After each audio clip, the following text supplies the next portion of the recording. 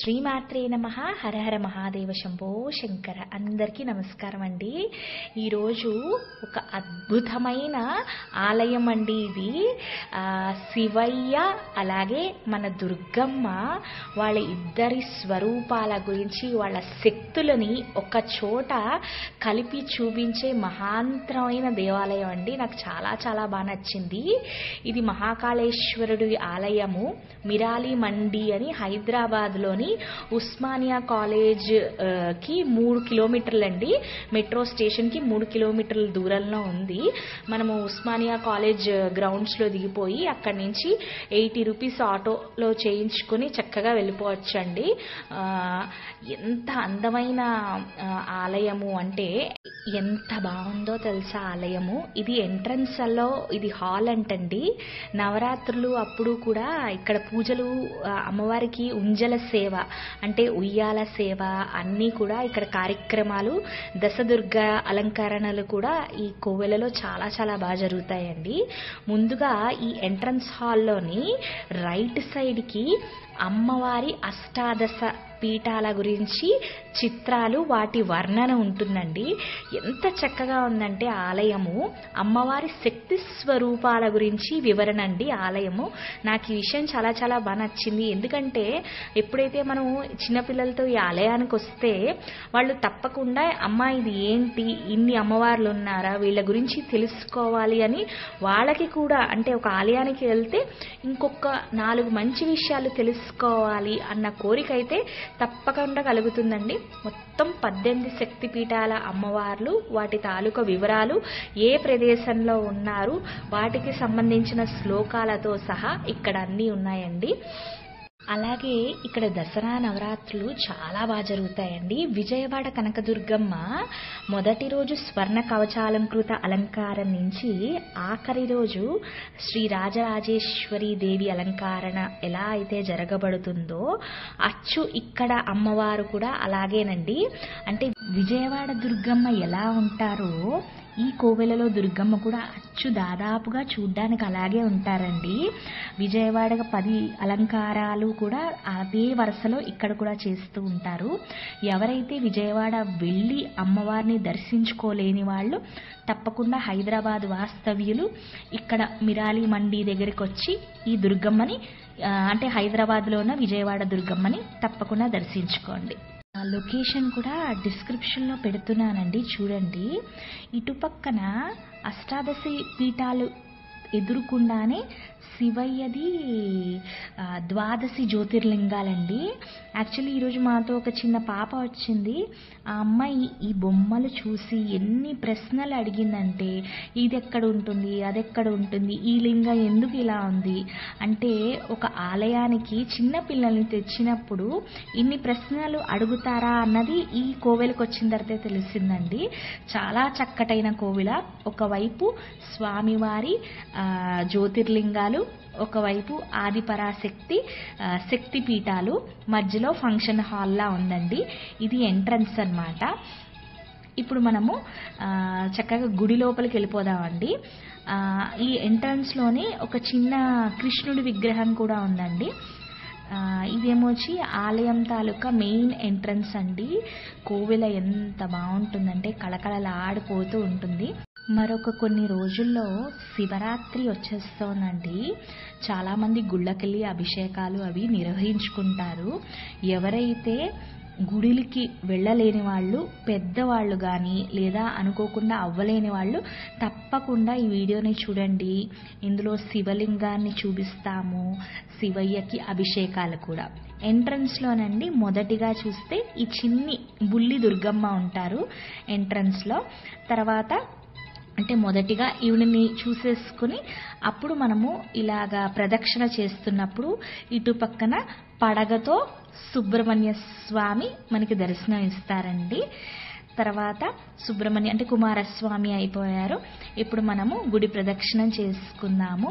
ప్రదక్షిణం తీసుకున్న వెంటనే ఈ చిన్న దుర్గమ్మ పక్కనే హనుమంతుల వారు ఉంటారండి. ఇక్కడ హనుమంత్ జయంతి కూడా చాలా చక్కగా, అంటే ప్రతి మంగళవారం కూడా చాలా విశిష్టమైన అలంకారణ ఉంటుందండి స్వామికి. తామలపాకలతోని, సింధూరంతోని, అన్నిటితోని చక్కగా స్వామికి అలంకరిస్తారు. ఈ హనుమంతుడు ఆలయం పక్కనే ఆ పైన చూసారండి బుజ్జి హనుమంతుళ్ళు. అది అంతా ఎంత బాగా చెక్కారంటే ఆ బొమ్మలు, ఆ పెయింటింగ్స్ కూడా ఎంత బాగున్నాయంటే చక్కగా. ఇక్కడ అన్నీ కూడా నవగ్రహాలండి. ఎవరైనా నవగ్రహ పూజలు అవి కూడా చేయించుకోవాలి అనుకుంటే, అలాగే ప్రదక్షిణాలు కొంతమంది మొక్కుకుంటారు కదా నవగ్రహాలకి, అవి కూడా చక్కగా చేసుకోవచ్చండి. ఇప్పుడు మనము చూడండి ఈ మొత్తం కోవిలంతా కూడా ఇలా చక్కగా అందంగా తలుపులు అవన్నీ కూడా చాలా చక్కగా చెక్కారండి. ఇప్పుడు మనం సాక్షాత్తు ఆ జగన్మాత, ఈ ప్రపంచాన్ని కాపాడే అతి శక్తివంతమైన దుర్గమ్మ దర్శనం అండి. దుర్గమ్మ చుట్టూరు కూడా చాలామంది అమ్మవార్లు ఉంటారండి. వైష్ణవీదేవి అని, శ్యామలాదేవి, వారాహీదేవి, మొత్తం కొంతమంది అమ్మవార్లు ఉంటారు. అమ్మవారి చుట్టూరు కూడా ఇక్కడ నవరాత్రులు మటుకు చాలా చాలా బాగా చేస్తారండి. ఒక్కొక్క రోజు అమ్మవారిని ఒక్కొక్క విధిగా అలంకరిస్తారు. అచ్చు మన బెజవాడ దుర్గమ్మలాగే. ఇప్పుడు మనము మెయిన్ ఆదిపరాశక్తి ఆలయము చుట్టూరా ప్రదక్షిణ చేసుకుంటున్నాము. వీళ్ళందరూ కూడా ఉన్నారండి. మన వారాహి అమ్మ కూడా వచ్చేసారు. ఇప్పుడు ఈ జగత్తుని ఏలే ఆదిపరాశక్తి మన హైదరాబాద్లో ఉన్న విజయవాడ కనకదుర్గమ్మ వచ్చేసారండి. ఎంత కళగా ఉన్నారు చూడండి. ఈ అమ్మవారు చాలా పెద్ద అమ్మవారండి. ఈ అమ్మవారికి ఒక చీర సరిపోదంటండి. ఎప్పుడు కూడా 2 చీరలు. నేను ఫస్ట్ టైం ఈ గుడికి వచ్చినప్పుడు అయితే ఒక 3 years బ్యాక్ అమ్మవారికి ఒక చీర పట్టుకొచ్చాను. కానీ గురువుగారు అన్నారు, ఒక్క చీర సరిపోదు అమ్మవారు చాలా పెద్దగా ఉంటారు, అందుకని నువ్వు తెచ్చిన చీర ఆ బుల్లి దుర్గమ్మకి కట్టేస్తాను, నెక్స్ట్ టైం నుంచి ఒకే రంగులో ఉన్న 2 చీరలు పట్టుకురండి అని చెప్పారనమాట. అప్పుడు అర్థమైంది అమ్మవారు చాలా పొడుగ్గా పెద్దగా ఉన్నారు అని. దర్శనానికి వెళ్ళిపోదామండి. ముందుగా నందీశ్వరుని దర్శనము. ఈ నందీశ్వరుడి కిందనే ఒక లింగం ఉంటుందండి. ఈ లింగానికి మనము అభిషేకం చేసుకోవడానికి అనమాట. ఇక్కడ ఎల్లవేళలా జలం ఉంటుందండి. జలాభిషేకము మనం వచ్చి చేసుకోవచ్చు. అలాగే పాలు, పెరుగు, నెయ్యి ఇవన్నీ అయితే మనము ఇంట్లోంచి తెచ్చుకోవాలండి. ఓం శివాయ నమః, శంకరాయ నమః, మహారుద్రాయ నమః, ఓం భవాయ నమః, గంగాధరాయ నమః, ఓం విష్ణువల్లభాయ నమః, ఓం శివప్రియాయ నమో నమః.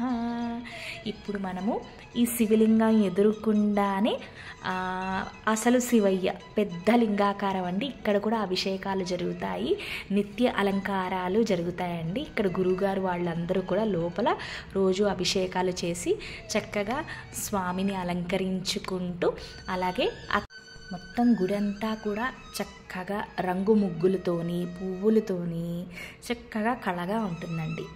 ఈ శివలింగం పక్కనే శివయ్యది, అలాగే పార్వతీదేవి ఉత్సవ విగ్రహాలు, అలాగే మన గణపతి కూడా, పైన రాములు వారి విగ్రహాలు కూడా ఉన్నాయండి.